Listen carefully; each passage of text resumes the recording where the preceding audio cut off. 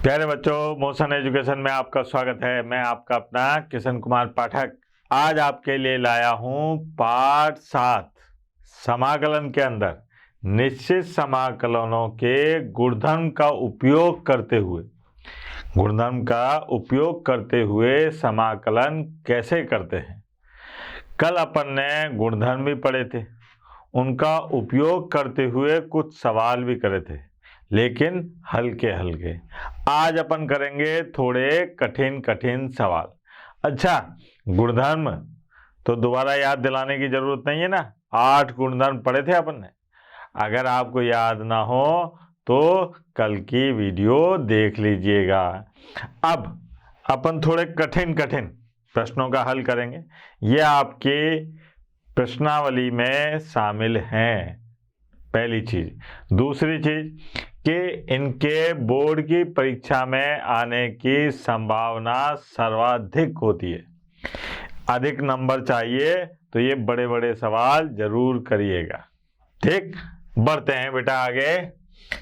यहां पर देखिए हल ये दे रखा है अपने को i बराबर ये है 0 से 2 और साहब मापांक के अंदर x की घात 2 प्लस 2x और -3 dx। इसका समाकलन करना है साहब, निश्चित समाकलन। अब यहां पर ये जो मापांक के अंदर दे रखा है, पहले इसके गुणनखंड करें। क्योंकि यहां पर गुणधर्म नंबर 3 लगेगा, तो अपने को ये बताना पड़ेगा कि ये अंदर का जो व्यंजक है ये कब प्लस का होगा और कब माइनस का होगा। ठीक है, तो उसके लिए अपन ने क्या काम करा, इसके गुणनखंड करे सब।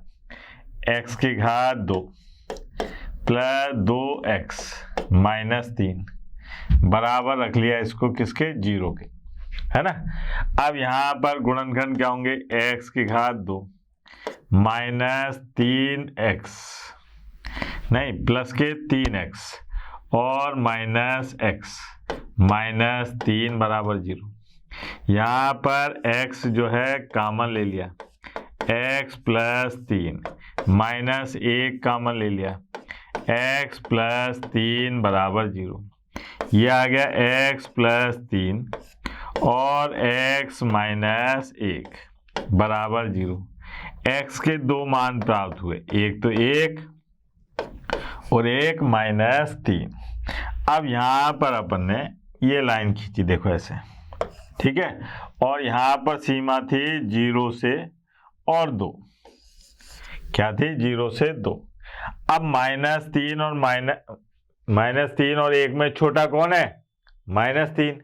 अब -3 तो 0 के इधर आ रहा है यहाँ पर, ठीक है, -3 तो इधर आ रहा है, तो अपन इस बिंदु को शामिल नहीं कर सकते क्योंकि ये रास्ते में पड़ ही नहीं रहा है। देखो आप, 0 और 2 के रास्ते में -3 पड़ ही नहीं रहा, तो यहां तो रुकने का सवाल ही नहीं होता। रास्ते में कौन पड़ रहा है बेटा, 1, ये लिख दिया 1, है ना।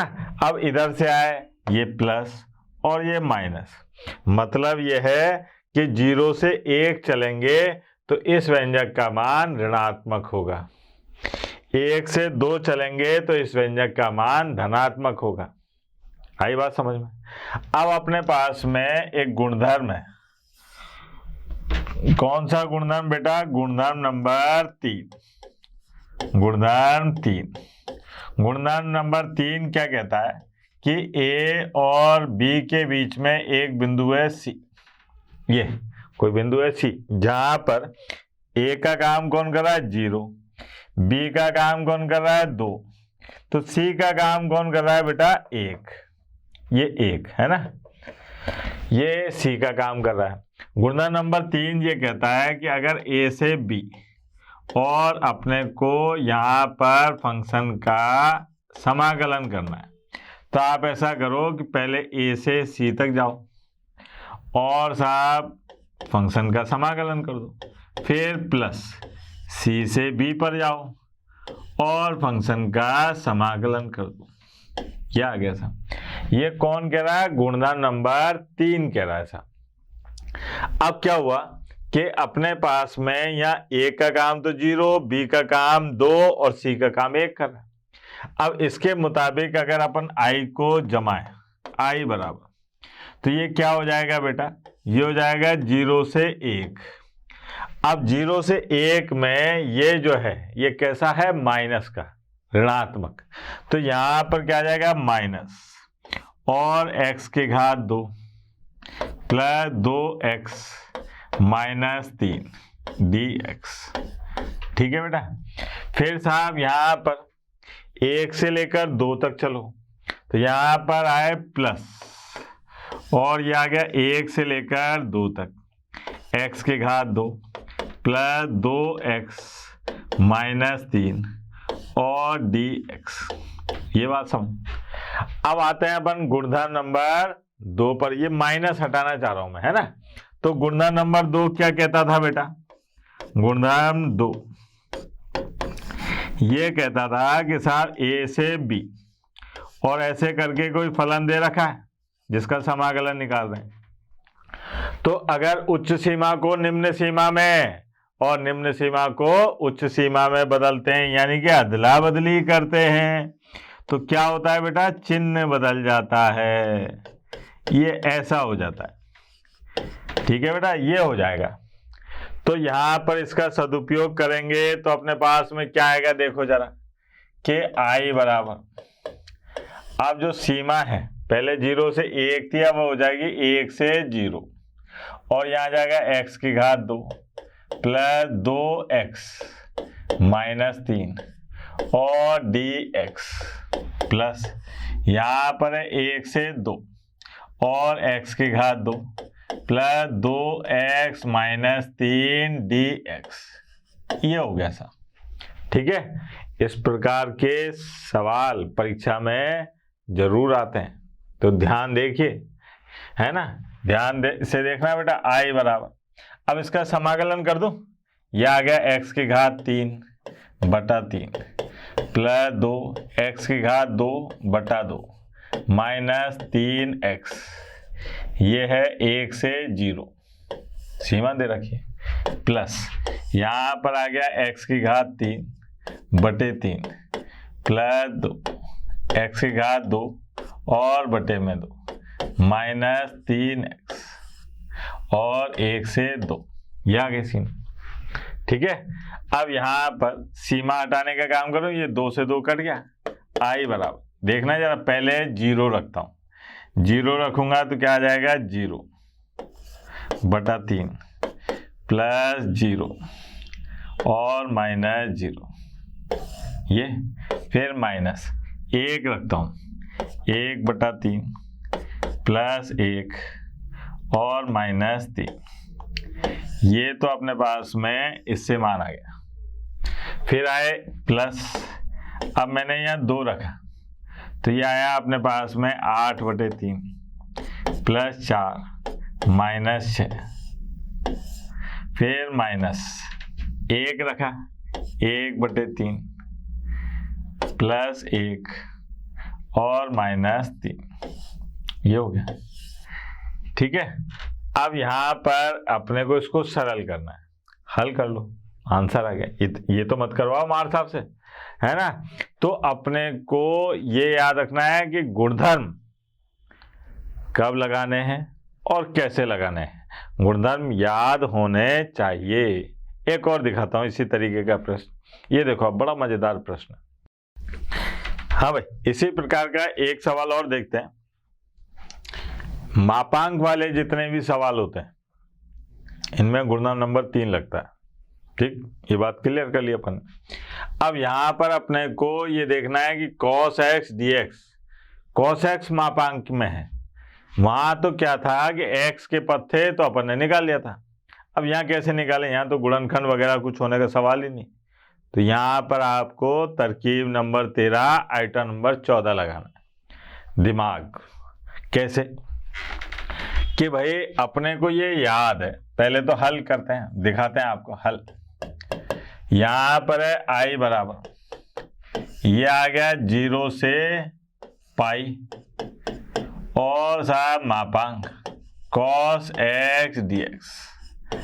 अब आपको वो बात याद आई, ऐसे करके ये 0 था, ये π/2 था, ये पाई था, और ये 3π/2 लिख दो या -π/2 लिख दो। तो यहाँ पर तो कॉस कैसा होता है बेटा, प्लस का, और यहाँ पर कॉस कैसा होता है, माइनस का। 0 से π/2 तक कॉस कैसा होता है, कॉस एक्स प्लस का। पहले चतुर्थांश में तो सभी त्रिकोणमितीय फलन कैसे होते हैं, प्लस के। दूसरे चतुर्थांश में या दूसरे द्वितीय पाद में, है ना, अपन तो चतुर्थांश कहते हैं, अच्छा नहीं लगेगा। द्वितीय चतुर्थांश में कॉस एक्स कैसा होगा, माइनस का। तो यहाँ पर अपने को ये पता चल गया कि साहब अगर मैं यहाँ पर गुणधर्म नंबर 3 लगाऊं, गुणधर्म नंबर 3 लगाऊं, है ना, गुणधर्म 3, तो गुणधर्म नंबर 3 ये कहता है कि साहब ए और बी के बीच में कहीं सी आ जाए, तो वो सी कौन होगा, π/2, जहां पर आप विश्राम कर सकते हो, यानी कि चेंज होगा प्लस से माइनस से, माइनस से प्लस में। तो यहाँ पर गुणधर्म नंबर 3 ये कहता है कि अगर ए से बी और फंक्शन ऑफ एक्स dx ये हो, तो आप क्या काम करोगे, पहले ए से सी जाओगे और इसका समाकलन करोगे, फिर सी से बी जाओगे और इसका समाकलन करोगे। ये आ गया, है ना। अब यहां पर सी का काम कौन कर रहा है बेटा, π/2, तो यहां पर अपने पास में आ जाएगा i बराबर, यह आ गया 0 से π/2।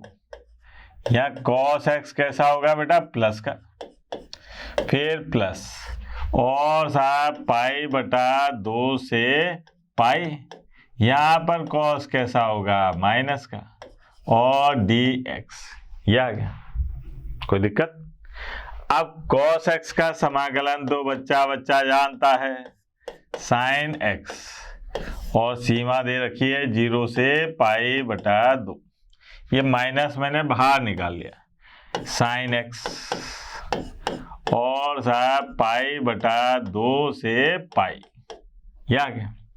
अब जरा लिमिट हटा देता हूं, यह आ गया साइन π/2 माइनस साइन 0, ठीक है, और माइनस यह आ गया साइन पाई और माइनस साइन π/2, ये ठीक है। अब यहां से i बराबर साइन π/2 का मान 1, फिर साइन 0 का मान 0, है ना, फिर माइनस साइन पाई का मान 0, फिर ये -1, अब माइनस माइनस 1 क्या हो गया, प्लस का 1, तो ये आ गया i बराबर 1 + 1 यानी कि 2, ये हो गया, ठीक है। 1 और 1 क्या गए, 2, आंसर आसान था।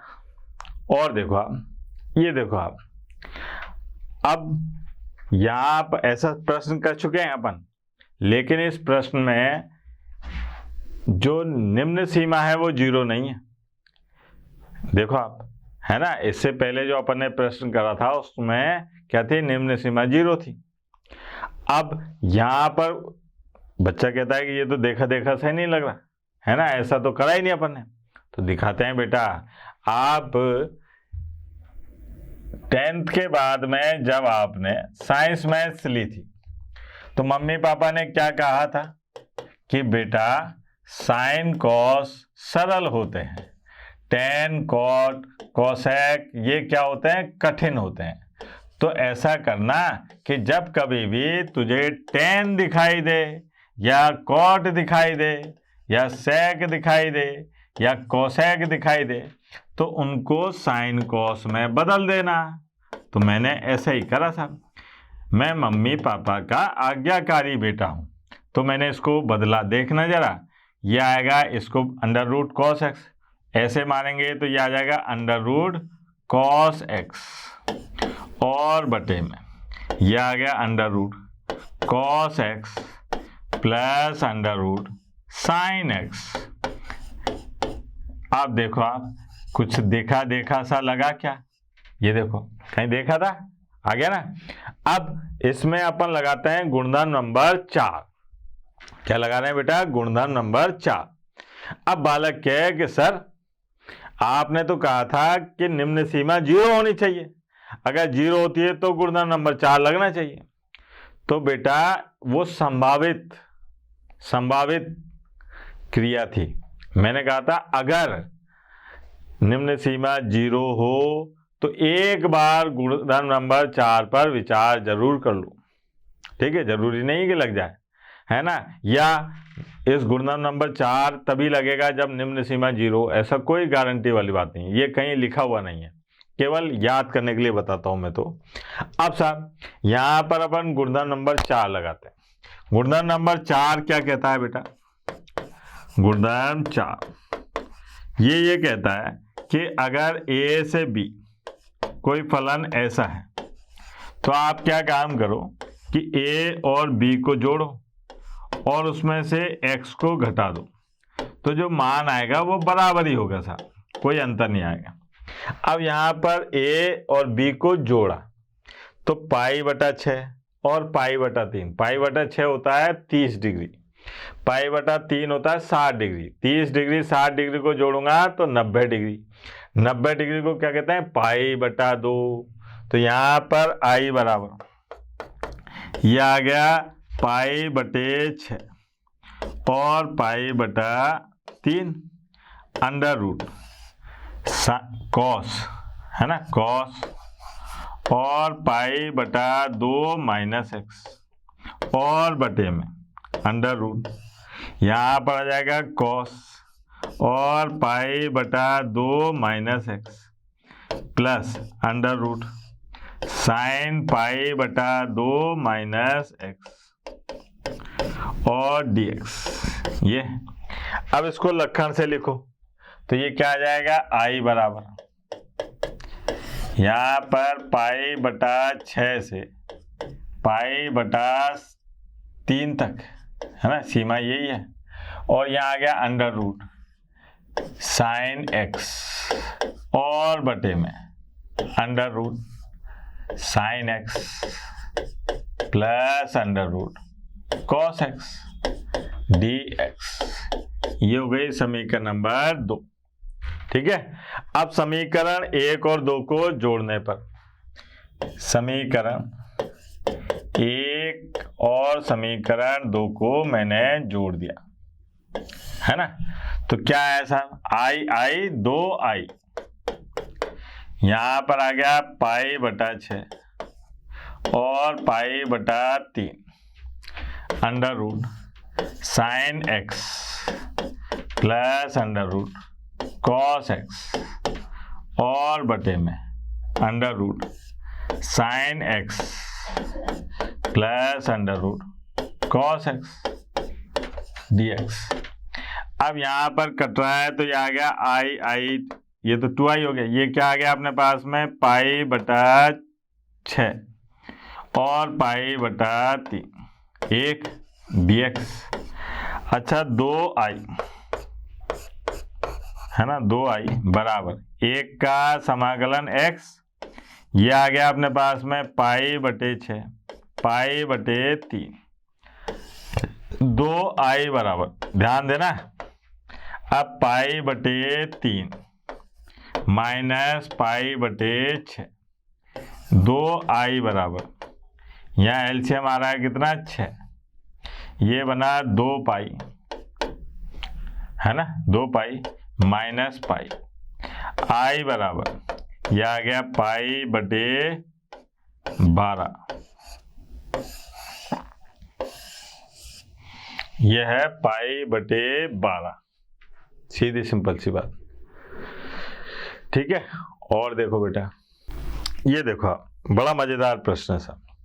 यहां पर दे रखा है -π से +π, -π से +π। इसको देखते ही अपने गुणधर्म नंबर से याद आना चाहिए 6। ठीक है, गुणधर्म नंबर 6 में था ना ये -π सम फलन विषम फलन, इसके बारे में बातचीत करनी चाहिए।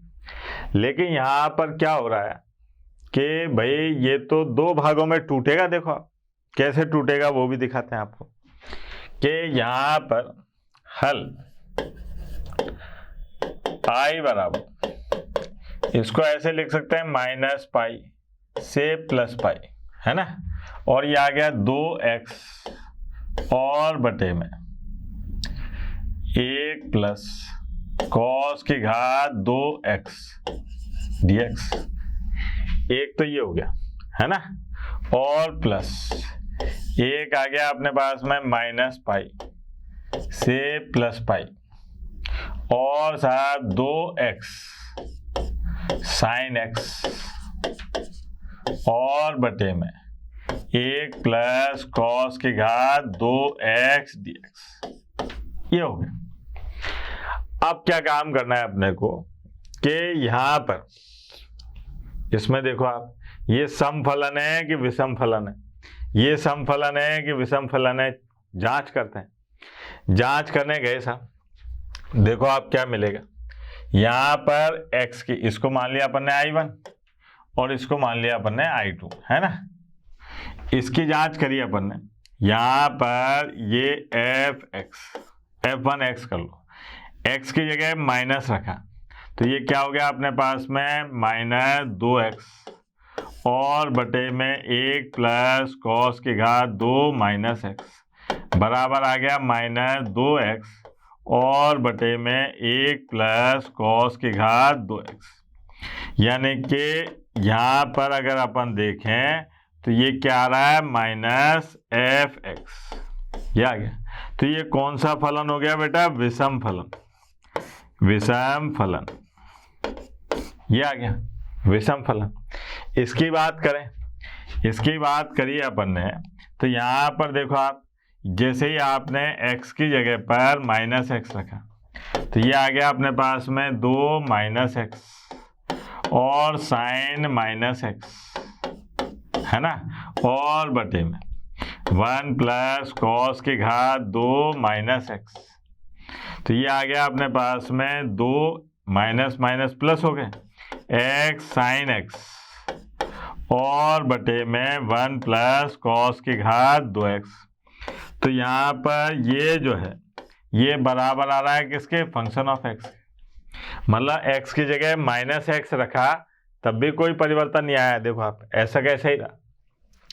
तो इसका मतलब ये हुआ कि ये जो फलन है ये कैसा है, सम फलन है, सम फलन है, और ये कैसा है, विषम फलन है। तो अपने को ये याद है, यहाँ पर अपन जो i कह रहे हैं वो i ऐसे बता रहे हैं कि साहब i जो है वो यहाँ लिख लेता हूँ, चलो i जो है वो बराबर है i1 जो कि क्या है, विषम फलन, विषम फलन, ठीक है, और प्लस i2 ये क्या है अपने पास में, सम फलन, ये आ गया। अब गुणधर्म नंबर 6, गुणधर्म नंबर 6 क्या कहता है साहब, गुणधर्म नंबर 6, गुणधर्म नंबर 6 कहता है कि साहब माइनस a से a और फंक्शन ऑफ x dx। तो ऐसी स्थिति में दो कंडीशन होती हैं कि एक तो 0 से a function of x dx, ये तब होता है जब फलन जो है वो सम फलन हो, है ना, ये, और इसका मान 0 होता है जब ये विषम फलन हो, ऐसे। तो इसका मतलब i बराबर अगर इस गुणधर्म का उपयोग करें तो i1 का मान तो क्या हो जाएगा, 0। अगर ये देखें तो i1 का मान क्या हो जाएगा, 0, क्योंकि i1 क्या था, विषम फलन। अब सम फलन की बात करें i2 की, तो i2 में क्या था अपने पास में, 0 से पाई, 0 से पाई 2x और साइन x और बटे में 1 प्लस कॉस की घात 2x dx, ये आ गया, ठीक है। अब क्या काम कर रहा है, यहाँ पर ये 2 भी आएगा, देखो आप ये 2, तो ये 2 और 2 तो कितने हो गए बेटा, 4, और साहब ये आ गया 0 से पाई, 0 से पाई। यहाँ पर x साइन x और बटे में 1 प्लस कॉस की घात 2x dx। अब मुझे ये x गायब करना है, तो मैंने एक विशेष गुणधर्म बताया था। विशेष गुणधर्म कौन सा था बेटा? जिसमें x का विलोपन हो जाता है, गुणधर्म नंबर 8। तो भैया गुणधर्म नंबर 8, इसमें क्या था? a टू b और x function of x dx बराबर, ये था a प्लस बी बटा 2 और साहब a to b function of x dx, ये आ गया। अब यहां पर 0 और इसको जोड़ेंगे तो क्या आ जाएगा? देखो जरा, ये है अपने पास में i बराबर 4 गुणा पाई बटा 2 और साहब 0 से पाई, यहाँ आ गया साइन x और बटे में 1 प्लस कॉस की घात 2x dx। ठीक है, ये 2 पाई हो गया। अब यहाँ मान लेते हैं भैया, माना क्या? माना कि कॉस x बराबर t, x के सापेक्ष अवकलन करने पर क्या हो जाएगा?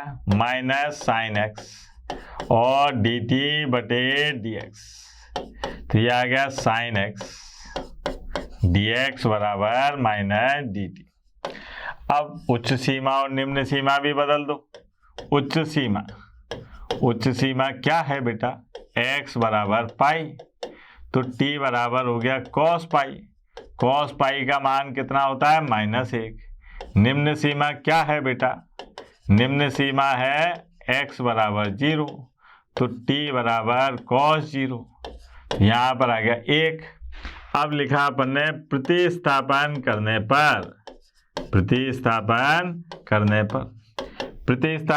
पर i बराबर, यह आ गया 2 पाई, है ना। यहाँ सीमा क्या बनी साहब? निम्न सीमा 1 और ये -1 और माइनस dt बटे 1 प्लस टी की घात 2। गुणधर्म नंबर 2 लगाया साहब। गुणधर्म 2 क्या है साहब? वो a से b और फंक्शन ऑफ x dx। अगर मैं सीमाओं को बदल दूं तो चिन्ह क्या हो जाएगा? माइनस का प्लस में और प्लस का माइनस में हो जाता है।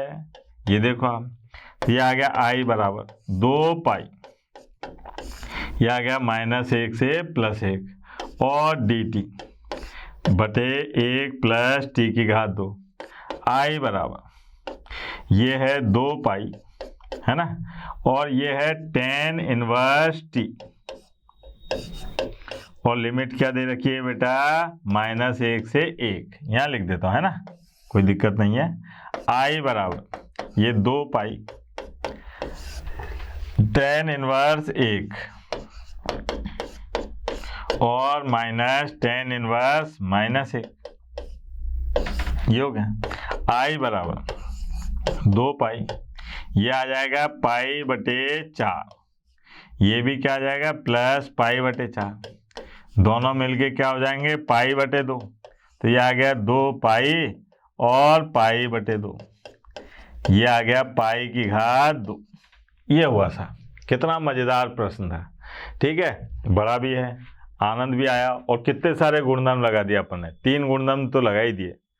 तो गुणधर्मों का उपयोग करके अपन कई कठिन सवालों को बेहद आसान कर देते हैं, ये याद रखना है। ये देखो आप, ये भी ऐसा ही है। यहाँ पर क्या है? अपने को तरकीब नंबर 13 आइटम नंबर 14 लगाना। कैसे लगेगा देखो। हाँ भाई, यहाँ पर हल, ध्यान देना बेटा, हल। अब i बराबर दे रखा है -पाई बटे 4 और पाई बटे 4, x प्लस पाई बटे 4 और बटे में 2 माइनस कॉस 2x, है ना, कॉस 2x dx। अगर मैं इसको तोड़ के लिखूं, देखना बेटा, तो ये आ जाएगा -π/4 और +π/4 x बटे में 2 माइनस cos 2x, है ना, और dx, फिर प्लस यहाँ पर -π/4 प्लस π/4 और π/4, इस π/4 से इसे कटेगा बटेगा नहीं, ये सीमा है और ये फलन में आ रहा है सब, 2 माइनस cos 2x और dx। अब ये I1 है और ये I2 है, तो मैं इसको बताता हूँ कि ये समफलन है कि विषम फलन है। अब ये आप चाह के रफ में भी कर सकते हो, कोई जरूरी नहीं है कि यही करो, लेकिन मैं यहाँ कर देता हूँ और वहाँ पे भी आप कर दोगे बोर्ड में भी, तो कोई दिक्कत नहीं आएगी कि नंबर काट लेगा, ज़्यादा क्यों बता दिया, है ना। ऐसा नहीं होता, ज़्यादा बता दो तो कोई नंबर नहीं काटेगा। यहाँ पर अपने को क्या काम करना है कि समफलन विषम फलन देखना है, तो मैं ऐसे थोड़ा सा दिमाग लगा हुआ, x की जगह -x रखो तो यहाँ -x हो जाएगा। ये 2 cos -θ क्या होता है, cos θ, तो यहाँ कोई फर्क नहीं पड़ा, -x आ गया, तो यहाँ पर फंक्शन ऑफ -x बराबर होगा माइनस फंक्शन ऑफ x के। यहाँ पर ये क्या होगा, फंक्शन ऑफ -x जो है बराबर होगा किसके, माइनस फंक्शन ऑफ x के, इसलिए ये क्या हो गया, विषम फलन। ये कैसा हो जाएगा बेटा, विषम फलन, ये वाला, है ना, ऐसे लिख दिया सब। अब यहाँ पर देखो आप, यहाँ पर x इसी जगह है, यहाँ पर अगर x की जगह -x रखते तो कोई फर्क नहीं पड़ रहा, इसका मतलब यहाँ पर फंक्शन ऑफ -x जो है वो बराबर हो रहा है फंक्शन ऑफ x के। इसका मतलब ये कैसा फलन है, समफलन है, समफलन, ये समफलन हो गया। अब अपने पास में जो गुणधर्म था, है ना, यहाँ लिख दूं गुणधर्म नंबर 4, गुणधर्म नंबर 4 नहीं बेटा, गुणधर्म नंबर कौन सा था, 6, गुणधर्म नंबर 6। अच्छा, नंबर याद रहे नहीं रहे कोई दिक्कत नहीं है, गुणधर्म लिख दो, उसमें भी काम चल जाता है। ये नहीं कि आपको गुणधर्म नंबर ही याद रखने हैं, ठीक है, मेरे को तो याद है इसलिए लिख रहा हूँ मैं। मेरी मम्मी पापा ने बादाम खिलाए थे, तुम भी खाया करो, मम्मी पापा से कहो कि बादाम लाओ। अब यहाँ पर गुणधर्म नंबर 6 कहता है कि साहब -a से a और फंक्शन ऑफ x dx बराबर, ये क्या है अपने पास में, 2 और साहब 0 से a function of x dx। ये तब है जब फलन समफलन हो, कैसा हो, समफलन, है ना, फलन हो, और यहाँ 0 जब फलन विषम फलन हो, विषम फलन हो, है ना। तो यहाँ पर इसका मान तो क्या हो जाएगा, 0, और इसका मान क्या हो जाएगा अपने पास में, देखो आप गुणधर्म नंबर 4 लगाने के बाद, सॉरी 6 लगाने के बाद में अपन यहाँ पर क्या हो जाएगा, I बराबर, ये पहले वाले का तो विषम फलन था तो क्या हो गया, 0, फिर आए अपन इधर प्लस 2 और साहब 0 से π/4 और 2 माइनस cos 2x और साहब dx, ये आ गया। अब π/4 को मैंने ले लिया बाहर, है ना, तो ये आ गया अपने पास में π/2 और साहब 0 से π/4। अच्छा, यहाँ पर 1/2 माइनस, इसको अपन ने सरल करा, है ना, cos 2x का फॉर्मूला लगाते हैं, तो क्या आएगा साहब, cos 2x का फॉर्मूला 1 माइनस 2 sin की घात 2x और dx, कोई दिक्कत। अब I बराबर, ये आ गया π/2 और ये है 0 से π/4, 1 में 2 में से 1 गया तो 1, ये आ गया +2 और sin की घात 2x dx, ये हो गया। अब इसका समाकलन कैसे करेंगे, इसका समाकलन कैसे करेंगे वो देखो आप, बड़ा मजेदार है सर, मजा आएगा आपको, परम आनंद की प्राप्ति होगी। यहाँ पर अंश व हर में cos की घात 2x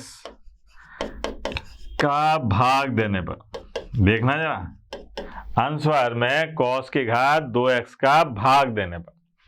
अब भाग दिया तो क्या प्राप्त होगा, देखो आप, पाई बटा 2, ये आ गया 0 से पाई बटे 4। ध्यान देना, 1 बटा cos की घात 2x क्या आ जाएगा, सेक, ये ठीक है, 1 बटा cos की घात सेक और 2 tan की घात, है ना, ये बन गया। अब इस सेक की घात 2 को tan में बदल दो तो क्या बनेगा, देखना जरा, i बराबर पाई बटा 2 और साहब 0 से पाई बटा 4, ये सेक की घात 2 x और 1 प्लस tan की घात 2 x बराबर क्या होता है, सेक स्क्वायर x होता है ना। 1 प्लस tan स्क्वायर x बराबर क्या होता है, सेक स्क्वायर x। तो सेक स्क्वायर x बराबर क्या होगा, 1 प्लस tan स्क्वायर x। तो यहाँ पर 1 प्लस tan स्क्वायर x, तो ये हो गया 3 tan स्क्वायर x, ये हो गया सर।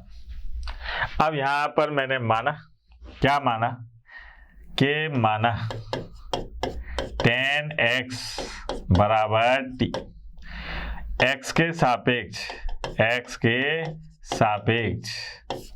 अवकलन करने पर क्या हो जाएगा बेटा, x के सापेक्ष अवकलन करने पर सेक स्क्वायर x और dt बटे dx, यहाँ आ गया सेक स्क्वायर x और dx बराबर dt, ये हो गया। अब जब अपन ने यहाँ पर x को t में बदला है तो सीमाएं भी बदलेंगी। तो यहाँ पर उच्च सीमा क्या है बेटा, उच्च सीमा है x बराबर पाई बटे 4, तो यहाँ पर t tan पाई बटे 4 कितना होता है, 1। निम्न सीमा क्या है बेटा, 0, है ना, निम्न सीमा क्या है, x बराबर 0, तो t बराबर क्या हो गई, tan 0 और ये आ गया 0, है ना। अब प्रतिस्थापन करने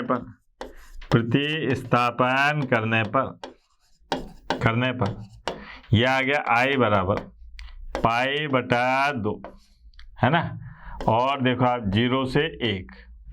अब ये आ गया dt और बटे में 1 प्लस 3t स्क्वायर। अब चाहो अपन तो पाई बटा 2 और साथ 3 भी कॉमन ले लो, तो ये आ गया 0 से 1 और dt बटे 1 बटा अंडर रूट 3 और प्लस टी स्क्वायर। इसका समाकलन बच्चा जानता है, क्या होगा बेटा, ये होगा 1/a यानी कि अंडर रूट 3 tan इनवर्स और साहब ये आएगा रूट 3 t और 0 से 1। अब अपने को सीमाएं हटानी है तो इसको तो इधर ले आओ, तो ये आ गया i बराबर रूट 3 पाई बटा 6, ठीक है, रूट 3 पाई बटा 6 और tan इनवर्स जब 1 रखेंगे तो क्या आएगा, रूट 3, और जब 0 रखेंगे तो क्या आएगा, 0, है ना। रूट 3 tan में किसका मान होता है बेटा, याद है क्या, रूट 3 tan में मान होता है 60 डिग्री का, पाई बटा 3, और 0 किसका मान होता है, 0 का। सरल कर लो इसको, तो ये आ गया i बराबर पाई की घात 2 और 6 रूट 3, है ना, 6 रूट 3, ये आंसर है। और सरल करना चाहो तो कर लो आराम से, ये है आंसर। कितना मज़ेदार प्रश्न है, ऐसे भारी सवाल करते हैं तो लगता है साइंस में इसलिए नहीं, कितने बढ़िया सवाल था। आगे देखिए आप, ये देखो आप यहाँ पर ये दे रखा है 0 से 1 log 1 बटा x माइनस 1 का मान निकालना है अपने को। देखें साहब, हल आई बराबर ये दे रखा है 0 से 1 और लॉग 1/x माइनस 1 dx। अब क्या काम करा मैंने यहाँ पर कि गुणनखंड नंबर 4 लगाया था। अब क्यों लगाया ये बताओ आप। गुणनखंड नंबर 4 इसलिए लगाया कि भैया सीमा जो है 0 से स्टार्ट हो रही है। अब 0 से स्टार्ट हो रही है तो एक बार विचार कर लेते हैं क्या दिक्कत है। तो यहाँ पर गुणनखंड नंबर 4 ये कहता है कि साहब ए से बी और ऐसा कोई फलन हो तो आप क्या काम करो कि उसको ऐसे लिख दो, ए से बी और a plus B minus x dx, ऐसे करके लिख दो। तो यहाँ पर i बराबर यह आ गया 0 से 1 और यहाँ ऐसे ही करा अपन ने, है ना, लॉग।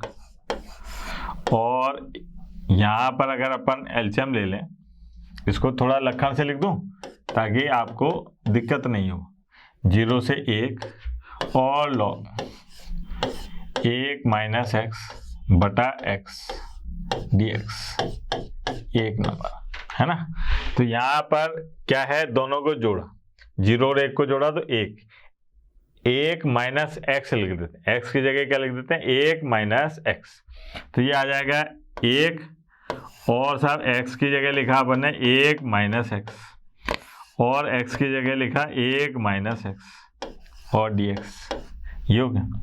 अब इसको जरा ध्यान से देखो, 0 से 1 लॉग ये आ गया x और बटे में 1 माइनस एक्स dx, ये हो गया।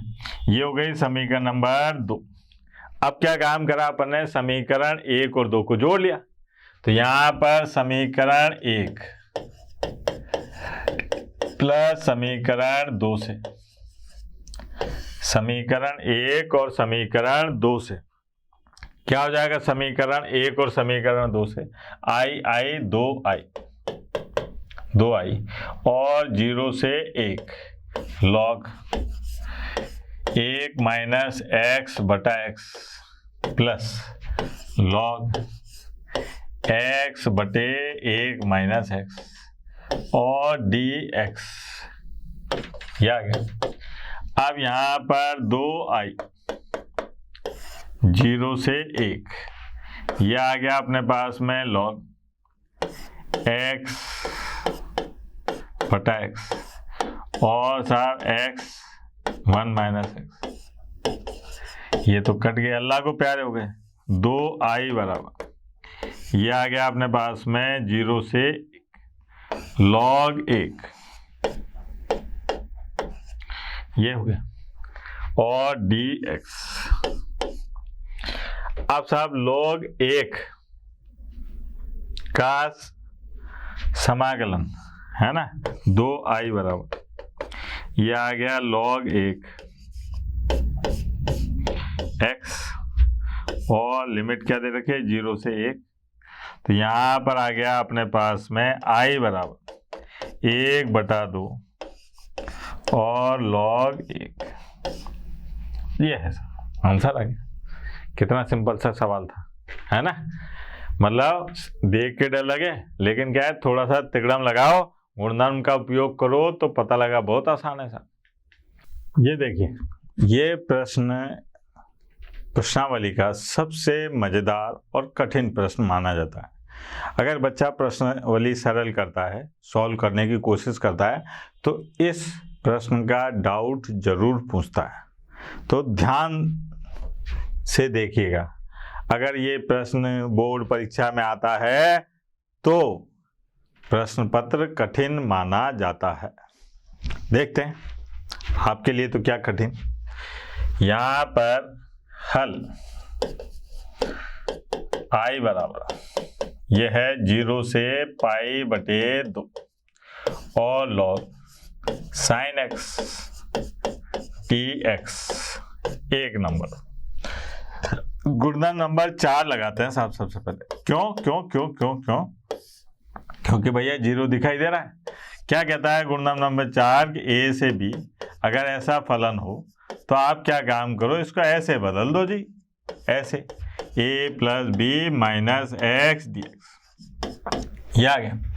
अब साहब i बराबर ये आ गया अपने पास में 0 से पाई बटा 2 और लॉग ये आ गया साइन पाई बटे 2 माइनस एक्स dx। अब ये क्या हो जाएगा भैया, आई बराबर 0 से पाई बटे 2 और लॉग कॉस एक्स dx। ये हो गई समीकरण नंबर 2। अब समीकरण 1 प्लस समीकरण 2 से क्या हो जाएगा, आई 2i है ना, 2i नहीं 2i लॉग साइन एक्स और plus log cos x dx। ये आ गया। अब क्या काम करते हैं, आई बराबर ये आ जाएगा अपने पास में, आई नहीं 2i बराबर 0 से पाई बटा 2 और log sine x cos x और dx। और रे यहाँ अगर 2 होता तो सूत्र बन जाता किसका, साइन 2a का। तो लगा लेते साहब, अपना कौन सा गणित है, अपने काका जी का राज चल रहा है यहाँ। तो अपन ने क्या काम करा, 2 का गुणा कर दिया और 2 का भाग लगा दिया। ये बड़ा मजेदार काम होता है गणित में, गुणा कर दो भाग लगा दो, है ना। ये हो गया साहब। अब साहब 2i बराबर तो क्या हो जाएगा, ये 0 से पाई बटा 2 और लॉग साइन 2x है ना माइनस लॉग 2, ये बटे में उधर चल जाएगा ना, तो ये आ गया dx। ये हो गया। अब यहाँ पर अपन क्या काम करें, 2i बराबर ये अलग अलग कर लेते हैं ना, 0 से पाई बटा 2 लॉग साइन 2x और dx माइनस 0 से पाई बटा 2 और लॉग 2 dx। अब क्या काम करें कि यहाँ पर मान लें, माना 2x बराबर t, तो यहाँ से x के सापेक्ष अवकलन करने पर ये आ जाएगा साहब 2 और dt बटे dx बराबर dt बटे 2। ये हो गया, है ना। अब उच्च सीमा क्या हो जाएगा, उच्च सीमा में x बराबर पाई बटा 2, यही है उच्च सीमा। तो जब मैं t बराबर 2x की जगह पाई बटा 2 रखूंगा तो अब उच्च सीमा क्या हो जाएगी, पाई। निम्न सीमा की बात करी मैंने, निम्न सीमा क्या है, x बराबर 0। तो अब निम्न सीमा क्या हो जाएगी बेटा, 0। ये आ गई। अब उच्च सीमा हो गई पाई और निम्न सीमा हो गई 0। तो प्रतिस्थापन करने पर क्या हो जाएगा, देखो आप, प्रतिस्थापन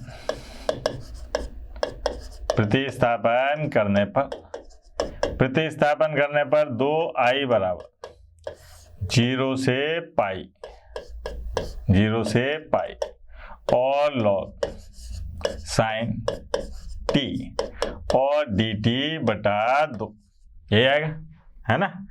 फिर माइनस 0 से पाई बटा 2 और ये है log 2 dx। यही हुआ ना बेटा। अब क्या काम करना है, ये 2 तो आगे आ गया, यहाँ पर ऐसे लिख लेता हूँ, 2i बराबर ये आ गया 1 बटा 2 और 0 से पाई को मैंने ऐसे लिख दिया 2 गुणा पाई बटा 2 और लॉग साइन t और dt माइनस 0 से पाई बटा 2 और log 2 dx।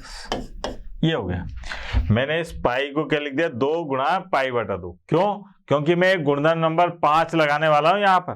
कैसे, ये वाला के साहब गुणधर्म लिख देता हूं भैया, गुणधर्म 5 ये है साहब 0 से n a ऐसे अगर कोई फलन लिखा हो तो आप क्या काम करो, उस n को आगे ले आओ और इसको ऐसे लिख दो, तो कोई अंतर नहीं आएगा सब, है ना। लेकिन निम्न सीमा 0 होनी चाहिए और ऊपरी सीमा जो है n से गुणा होनी चाहिए। ये आ गया। अब यहाँ पर 2i, ये 2 आगे आ गया तो 2/2, ये आ गया 0 से π/2 और log sin t dt minus 0 से π/2 और log 2 और dx। ये हो गया। अब गुणधर्म नंबर 1 जो अभी तक काम में नहीं आया, पढ़ाया सबसे पहले जाता है लेकिन काम में नहीं आता। देखो तो ये क्या कहता है, a से b function of x dx। अगर मान लो मैं इसको t में बदलूं ऐसे, ठीक है, तो बदल सकता हूं सब। तो मैंने क्या काम करा है, यहाँ पर 2i बराबर 0 से π/2, है ना। इसको लिख दिया मैंने log और sin t की जगह sin x और dx। भाई ये t dt था, इसकी जगह क्या लिख दिया मैंने, x dx और माइनस 0 से π/2 और log 2 dx। ये आ गया, ठीक है। अब यहाँ पर इसको देखो आप, ये क्या है, याद आया, ये है i। क्या है बेटा, i माइनस, इसको देखेंगे तो ये आ गया log 2 और x, इसकी सीमा क्या है 0 से π/2। अब इस i को इधर लाए तो 2i में से एक i, ये आ गया माइनस π/2 और log 2। ये आ गया इसका आंसर, ठीक है। बड़ा मजेदार और कठिन सवाल था, ध्यान दीजिएगा, सारे गुणधर्म काम में आ गए। ये अपने पास में निश्चित समाकलन का समापन।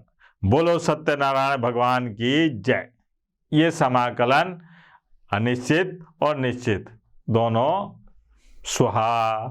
अब क्या काम करना है अपने को, समाकलन के उपयोग पढ़ेंगे, जिसको अपन क्या कहते हैं, अंडर द कर्व, है ना, अंडर द कर्व। अगला चैप्टर आएगा समाकलन के अनुप्रयोग, ठीक है। तो वो कल से स्टार्ट करेंगे।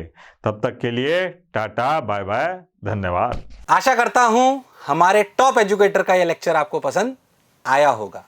अगर पसंद आया है तो वीडियो को लाइक करिए, चैनल को सब्सक्राइब करिए और शेयर भी करिए, क्योंकि ज्ञान बांटने से बढ़ता है और सही बताऊं तो पुण्य भी मिलता है। मुझे सुनने के लिए बहुत बहुत धन्यवाद। Thank you.